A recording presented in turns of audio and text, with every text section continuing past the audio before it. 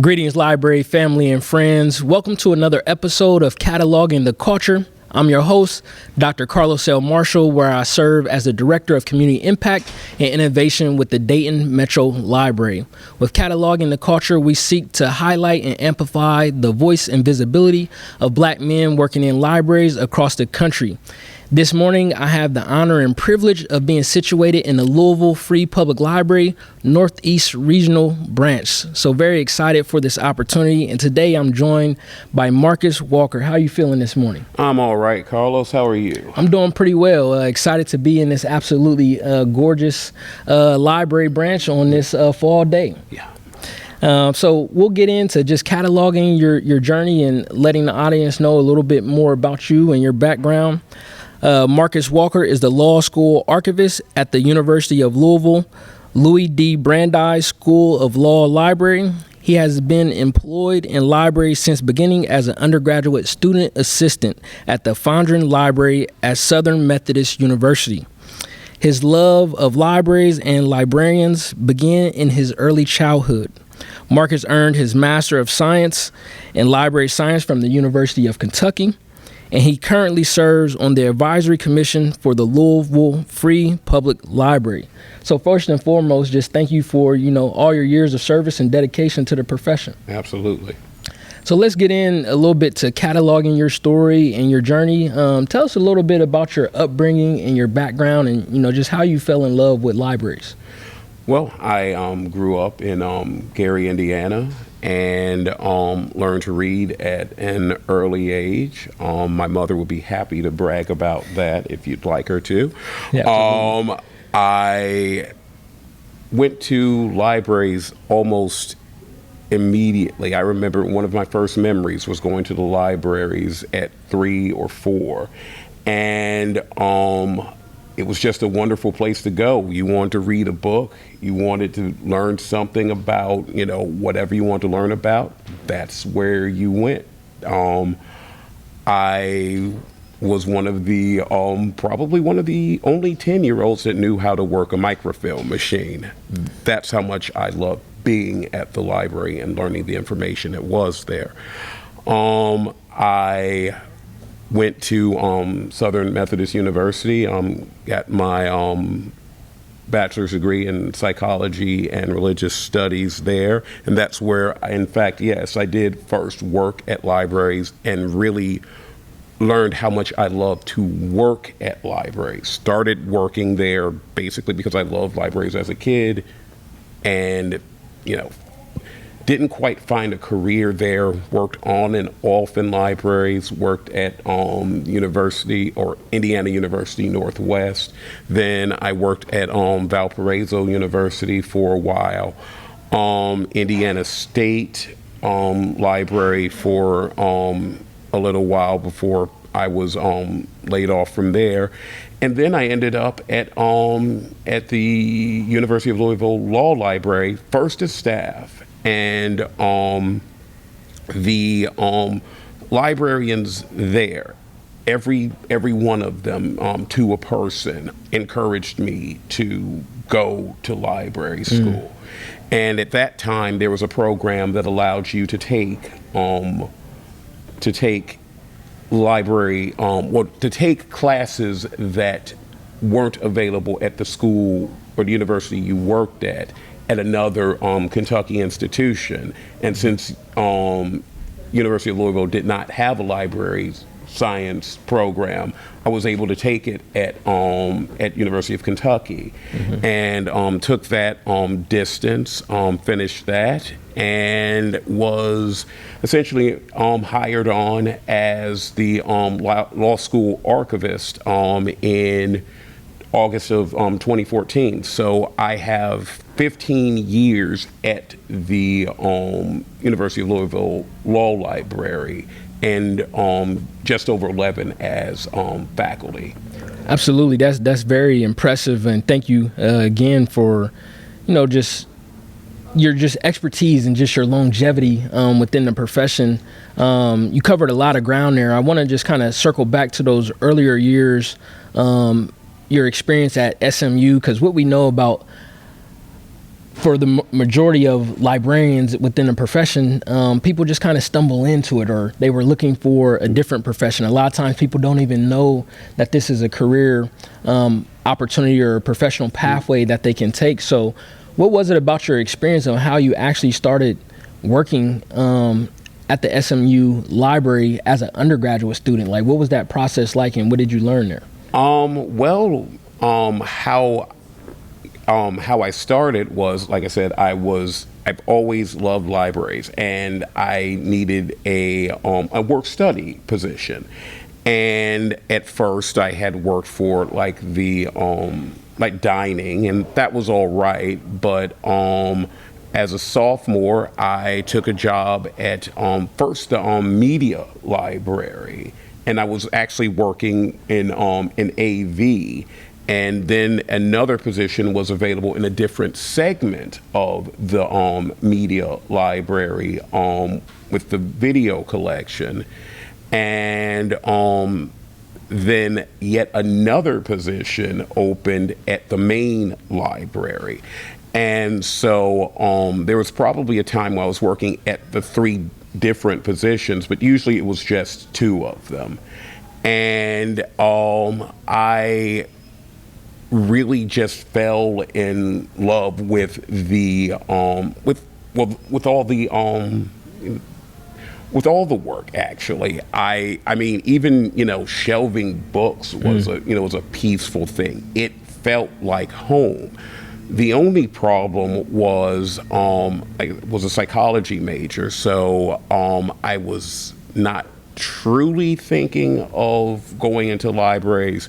But then again, I also remember asking, and I don't know if it was because nobody was from around there, or they weren't aware, or the fact that, frankly, it was almost 30 years ago, that they weren't aware that there were 2 library schools just north. They're in Denton, University of North Texas and Texas Women's University. I probably would have at least looked at it had I known, but I didn't know.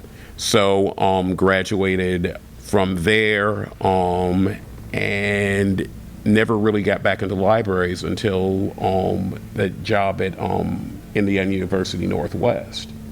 Absolutely. And you also talked about the various jobs that you had at various institutions and universities, a couple of stops in Indiana. So tell us more specifically, what were the specific roles that you had at those stops? The Indiana University Northwest job really was sort of, I call it a part-time job because it was only 7 hours. It was a reference desk position. I was happy to take it though, because like I said, I enjoyed being in libraries. And then immediately after that, maybe about 6 months or so after that, a full-time position opened up at Valparaiso University. Actually, Valparaiso University Law Library, the law school has since closed. And working there was honestly, it was an experience. Some of it was enjoyable, some of it really wasn't, but it was enough to convince me that at some point I would want to make absolutely would want to make a career out of being in libraries, because there were very few places that I could see myself working happily other than in a library. Absolutely. That's amazing. And something else that you alluded to that struck me was that other people had encouraged you to pursue the Master in Library Science degree. And, I know at the Dayton Metro Library, that's one of the biggest employment benefits that we have, is that we allow people to pursue their MILS degrees with a tuition reimbursement process. So for you, once people started to encourage you to go, what finally stood out and made you take that leap of faith to do it? And, what was your experience like in University of Kentucky's MILS program? Well, I actually was encouraged somewhat in the position at Valparaiso. I just didn't think at that point that I was ready. If I'm perfectly honest, I didn't think my health was good enough to sustain being in library school for 2 years, especially since at that point I would have had to travel back and forth to Indianapolis and take courses. So I didn't do it then. But at U of L, like I said, there was a program that lets you take courses at other Kentucky institutions. It was tuition free. I had to pay for books and such, but it was tuition free.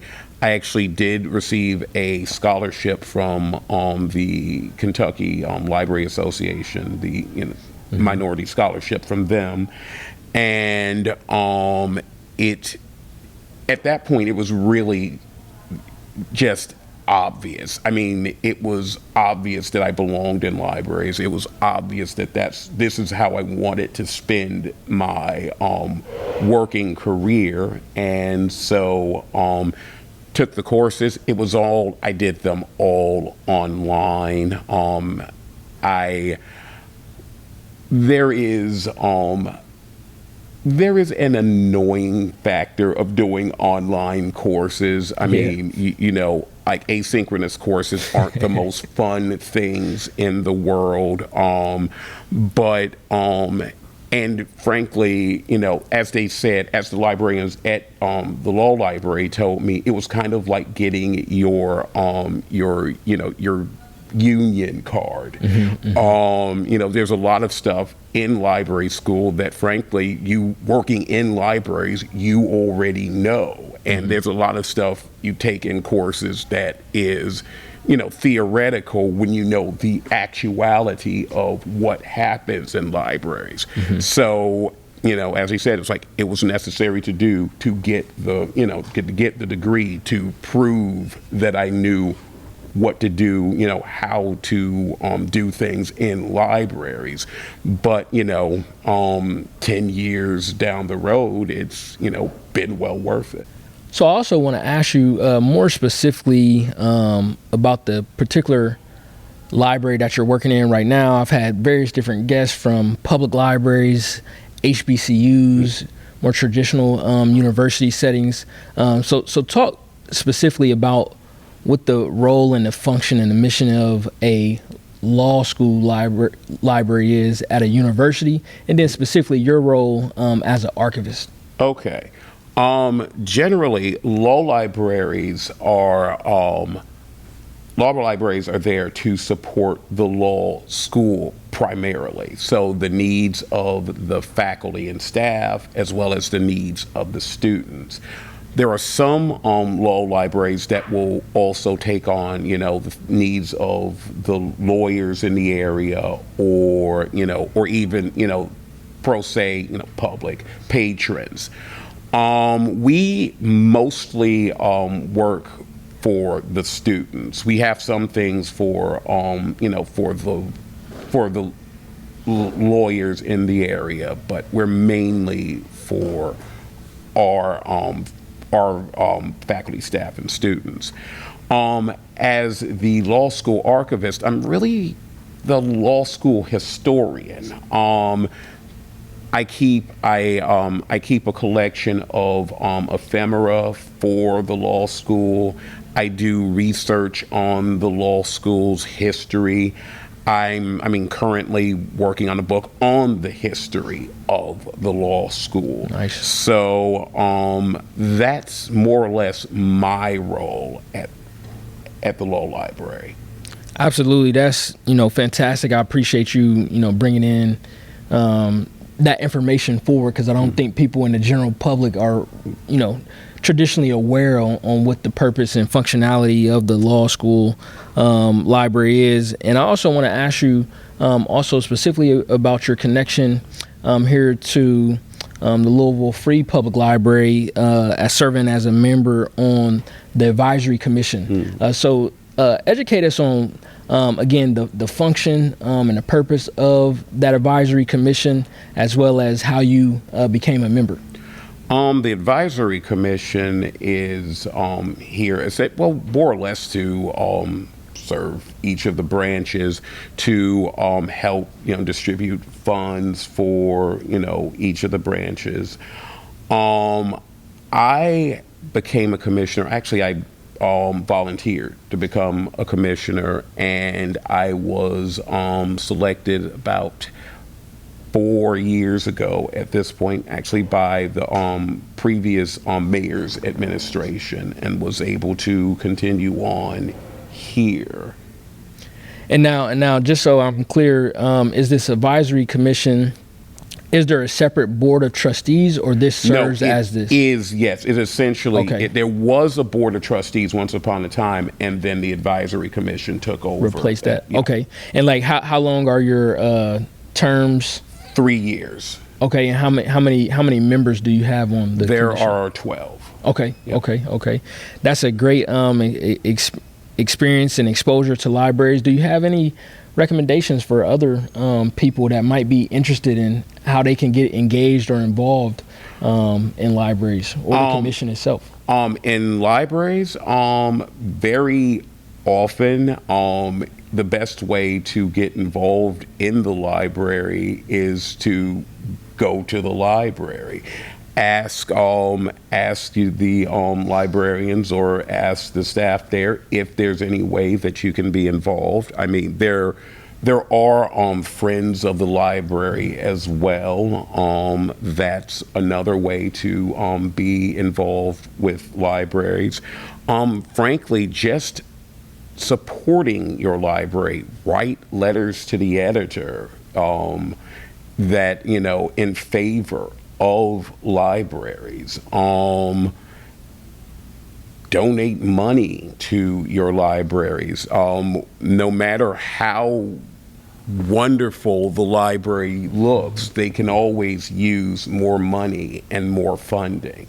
Those would be how I would suggest getting involved with libraries. Absolutely. I'll say that again. More funding for libraries. I'm sure people in external relations and development and the foundation here will appreciate that plug. And as I've also have talked to other people along this journey, I think really the podcast is really just a platform. Really what I'm doing here is collecting qualitative research. Many people have talked about various different mentors and guides that they've had along the profession, whether sometimes it's outside the profession and helping them navigate libraries, which are kind of unique beasts in their own right, as well as some other professions, people within the profession that seen specific skills and traits and nurtured their gifts and talents. For you, does anybody stand out in particular that's kind of been a mentor to you in this? It would be difficult for me to pick anyone in particular, just because I would feel bad really leaving anyone out, especially at the library that I currently work at, because as I said, literally when I went to library school, every one of them encouraged me. If they didn't actually encourage me to go to library school, they encouraged me while I was in library school.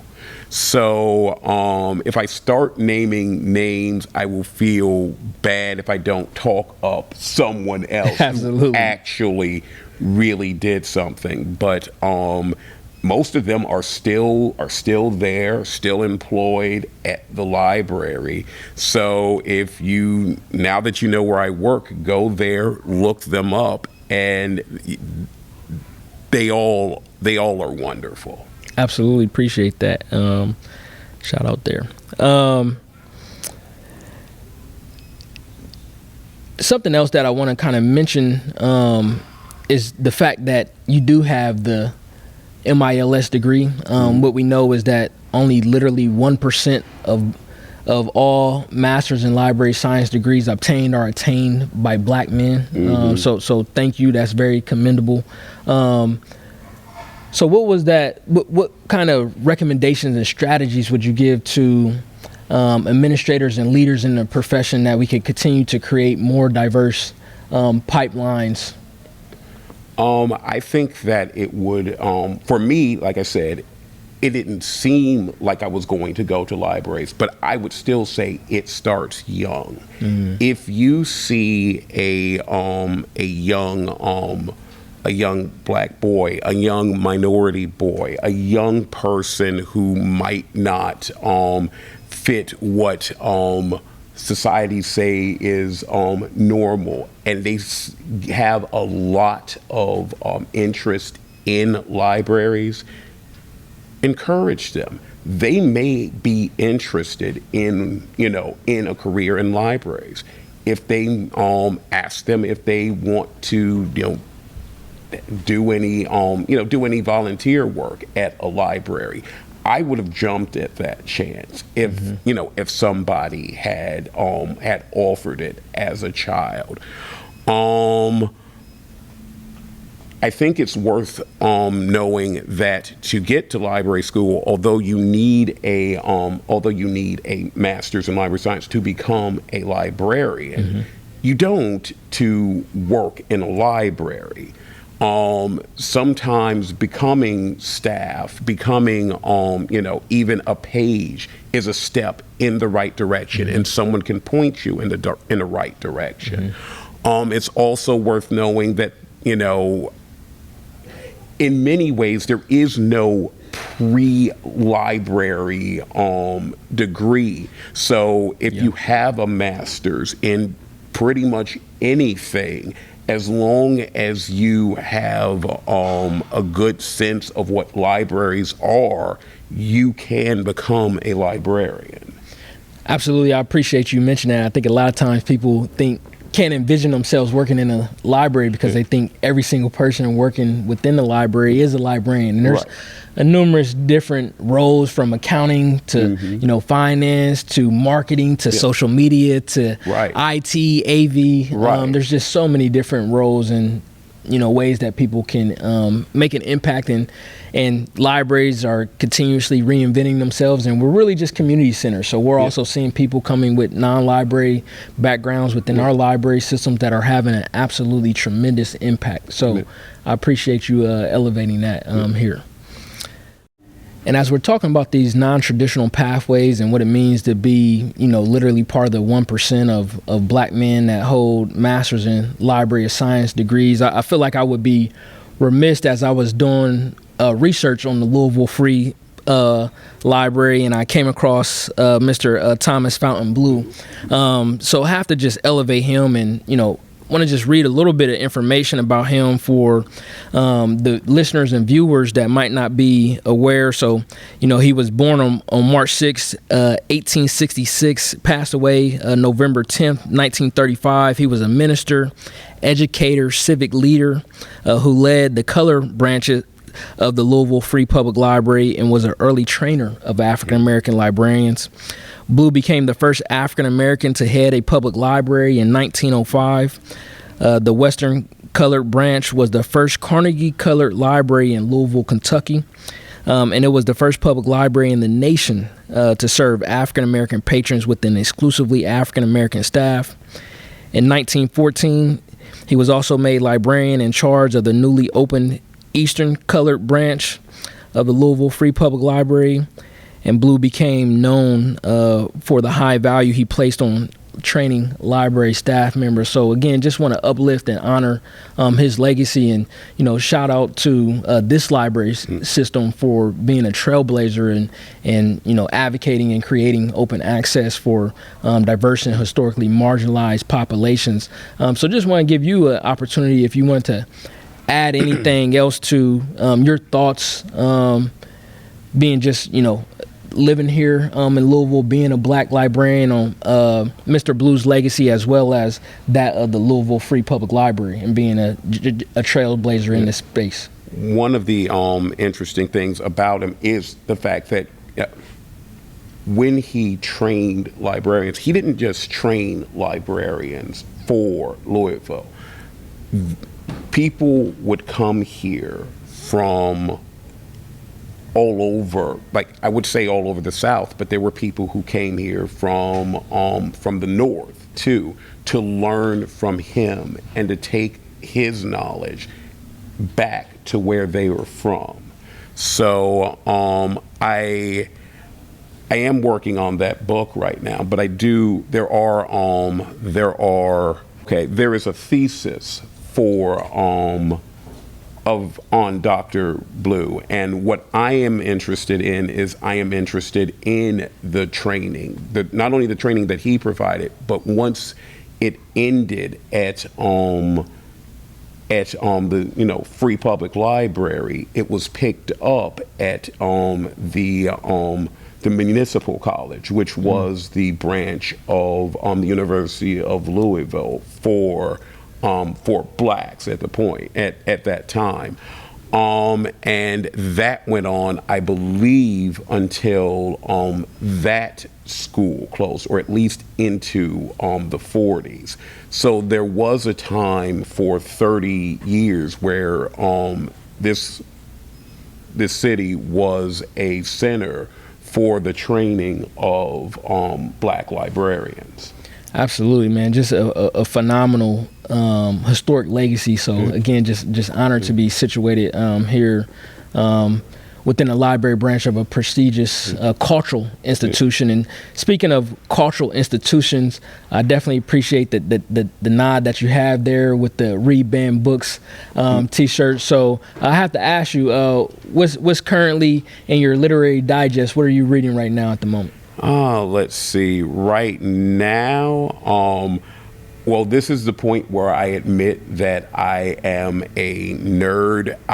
The book that I just finished was like the Dragonlance trilogy. Okay. So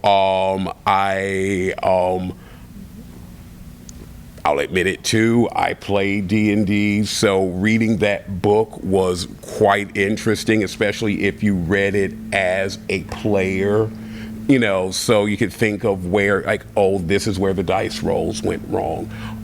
But that's the thing that I just finished. I don't know what I'm going to pick up next. So I'm still deciding what I want to start afterwards. So yeah. Absolutely appreciate that. Is there anything else that you haven't been able to speak on that you would like to add? Well, I do think one of the things I'm hoping that this does, and that the relaunch of Reading Rainbow does, is show that this is a profession that can be obtained by young black boys, because there's there's not a very like you have said, like the purpose of the podcast, there's almost no visibility. Mm-hmm.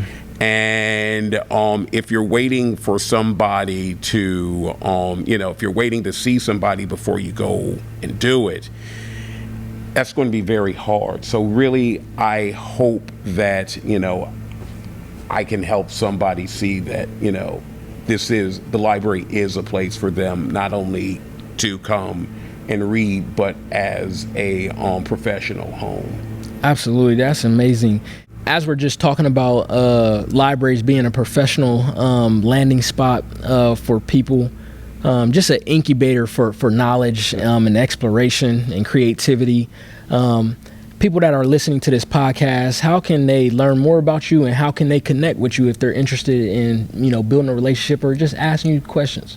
Well, if you are looking for me, I'm going to be honest, I don't have a lot of social media, basically because